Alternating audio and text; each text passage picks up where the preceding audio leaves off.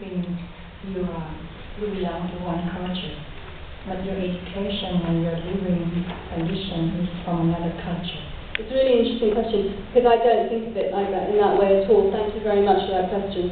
I don't think that I embrace two cultures. I think that I'm a Londoner, and I think that there are many, many, many strands to my identity, not just two. And I think that, for me, there's this sort of idea of a Western world and an Eastern world just doesn't cut it. Because actually the world has never worked like that. It's always been much more complex and more complicated. I think that what I do is that I'm quite good at identifying the things that I enjoy within my context. And my context is London, which really is we have access to so much.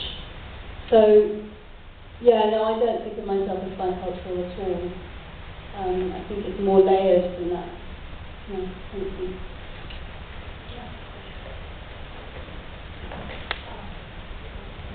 You said you were a very good dancer.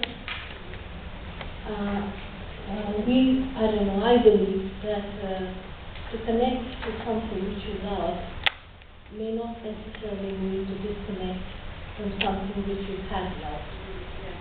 So, and in dance, especially in Indian dance and music, because I'm a musician and I know that when I place my vocal cord on the star, and I'm taking a deep breath and it's on the perfect note, after 2 minutes or 3 minutes, that's known as the yoga therapy of music or dance, I feel that I have, in a certain way, touched that divine energy, which actually Indian dance and Indian classical music gives. So you said that you chose one for the other. That means you developed a disconnect from your dance? Oh, no. Thank you. No, not at all. And I still do dance, but I dance myself. And actually, I think that fundamentally, in a way, my relationship with the world is through dance. I think that, I pretty much dance through life, which is why I kind of move quite freely with it. But you don't, dance even on stage is a sharing with yourself. For any musician or dancer, if you're a real dancer, you're actually deep within yourself, because if you're not, then you can't be performing. Everybody else could be enjoying it, but you have to enjoy it yourself.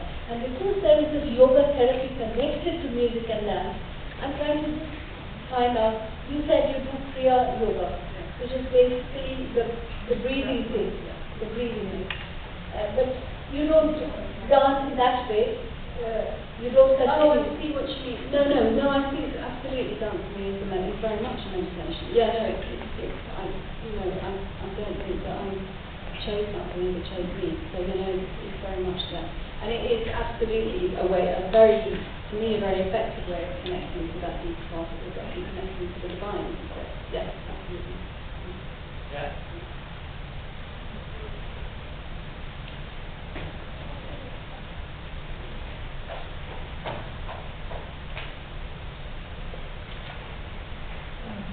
I have one question and one comment. The comment is, do you believe in Purnasta Purnamadaya Purnamivavashishyate?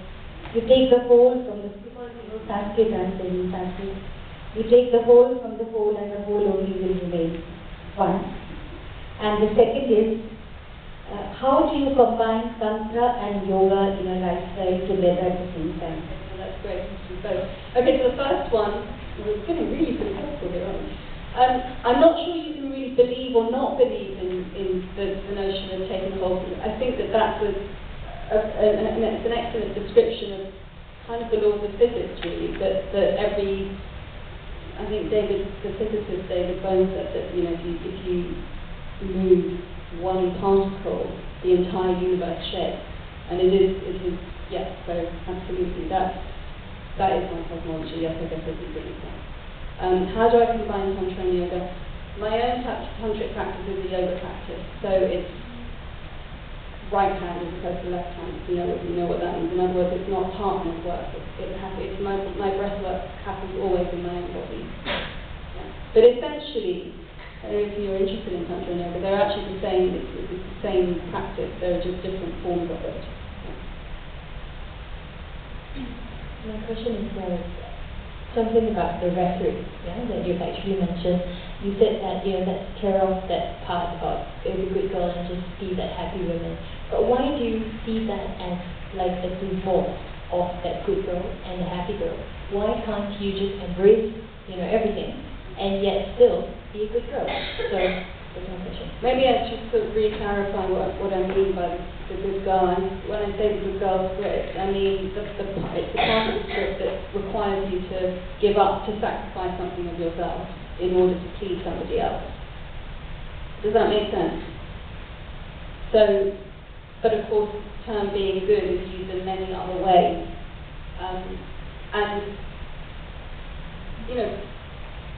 this doesn't directly answer your question, but going on from it or elaborating on it, for me, I think it's an ongoing journey. I don't think it's certainly not something that I feel that I've done. Yeah, just to add a little bit, I mean, what I'm trying to say is, for men,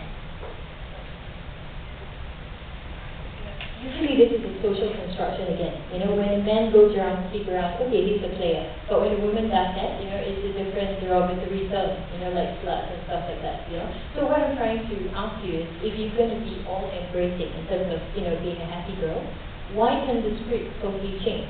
And just say that a happy and a good girl, but why do you see that as a divorce? I think you're interpreting good girl in